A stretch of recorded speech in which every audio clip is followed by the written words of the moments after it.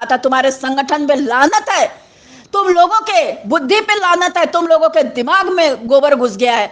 तुम लोग इतना ना समझ हो चुके हो कि अरे जब अच्छा समय था तब तो तुमने खूब खेला, लेकिन आज क्यों खेल रहे हो? तुम्हें पता है ना 4 दिन बाद जब तुम्हारी नौकरी। आज के इस वीडियो में हम बात करने वाले हैं शिक्षा मित्रों के समायोजन को लेकर, नियमित करने को लेकर लगातार शिक्षा मित्र संघ के द्वारा, शिक्षा मित्र साथियों के द्वारा संघर्ष किया जा रहा है। शिक्षा मित्र संघ के पदाधिकारियों का दिल्ली का दौरा भी किया है। नहीं रहेगी तो तुम कौन सा संगठन चलाओगे, कौन सा पैसा लोगे, किस पैसे से तुम होटल में जाके वीआईपी बनोगे, किस पैसे से बड़े वाले नेता बनोगे? तुम लोगों को नेता की एबीसीडी आती है? नेता की यदि एबीसीडी आती तो तुम लोग सदन की कार्रवाइयां देख के सीख जाते कि किस तरीके से लोग अपने परिवार को बचाने के लिए जी जान लगा के कोशिश कर रहे हैं। क्या वो जनता किसी के घर की है? जी नहीं, उन्होंने उनको अपना बनाया, अपना नेतृत्व सौंपा, बना करके सदन में भेजा, इसलिए वो जनता की बात को उठाते हैं। इसी तरह आप शिक्षा मित्र, तुम्हें नेता बनाया, बना के तुम्हें इस लायक बनाया, और तुम लोग उन्हीं शिक्षा मित्र को मारने में कोई कोर कसर बाकी नहीं छोड़ रहे हो, चाहे जहां से है, जैसे है, जो भी चाह रहे हो वो तुम लोग अपने मन का कर रहे हो। तुम्हें जब समझ नहीं है, अकल नहीं है, तो जो चल रहा है उसको चलने दो। जब मैं आवाज उठाई 22 दिसंबर तो तुरंत शिव कुमार शुक्ला कूदने लगा। क्यों कूद रहे हो भाई? जब तुम्हारा समय था तुम लोग निकले नहीं। फिर दोबारा मैं आवाज लगा रही हूं तो तुम 5 सितंबर को लगा के धरना बैठ गए। तुम्हें शर्म नहीं आती है? तुम ये होने में कभी तुम्हें अच्छाई नहीं समझ में आई?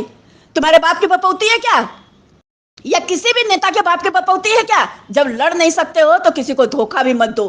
तुम सच की लड़ाई लड़ नहीं पाए। और सुनो, तुम लोगों को यदि सच की लड़ाई की सीख लेनी हो तो मेरे पिछले धरने से ले लेना। मैंने अकेले भी गुल बजाया था और किसी माई के लाल से एक फूटी कौड़ी नहीं ली थी।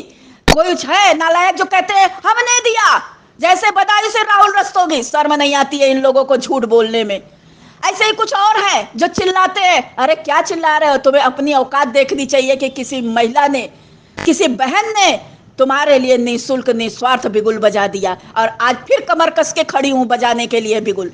आम शिक्षा मित्र से मेरा आह्वान है, इनकी नेतागिरी को आप लोग बखूबी देख रहे हैं। इन लोगों ने खूब चाल चली, संवरवाद की चाल चली, ओबीसी की फुट मत डाली, उसके बाद खेलते रहे, और इनकी जुबान पे ताला लगा रहा सरकार के सामने। अपनी हकीकत की बात रखने में भी ये नाकामयाब है। तो विचार करिए, लड़ाई क्या लड़ेंगे?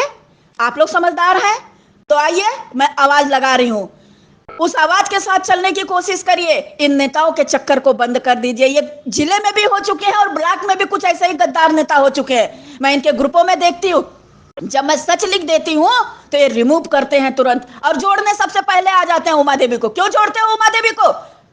उमा देवी का खुद इतना ग्रुप है कि उमा देवी अपने ग्रुप में नहीं लिख पाती है। तुम लोगों की निकम्मापन से मैं त्रस्त आ चुकी हूं।